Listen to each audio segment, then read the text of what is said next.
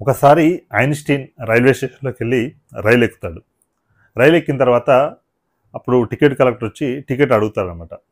అప్పుడు ఐన్‌స్టీన్ ఆ టికెట్ ఎక్కడుందో మర్చిపోయి జేబులు, బ్యాగు అన్నీ వెతుకుతూ ఉంటాడు. వెతుకుతూ ఉంటే ఆ టికెట్ కలెక్టరు ఐన్‌స్టీన్ గారిని గుర్తుపడతాడు. గుర్తుపట్టి, "సార్ మీరు ఐన్‌స్టీన్ గదా! యాహ్! No problem sir. మీరు టికెట్ ఖచ్చితంగా కొనే ఉంటారు. మీరు చూయించాల్సిన అవసరం లేదు" అని చెప్తాడు.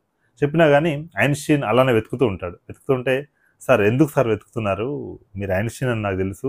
మీరు టికెట్ కొనే ఉంటారని గూడా నాకు తెలుసు. మీరు కంగారు పడాల్సిన అవసరం లేదని" ఆ టీసీ చెప్తారు. చెప్పినా గానీ ఐన్‌స్టీన్ ఆ సీట్ కింద వంగబడి మోకాళ్ళ మీద కూర్చొని మరి వెతుకుతూ ఉంటాడు. వెతుకుతుంటే టీసీకి కొంచెం కంగారొస్తది. "సార్ ఎందుకు సార్ వెతుకుతున్నారు?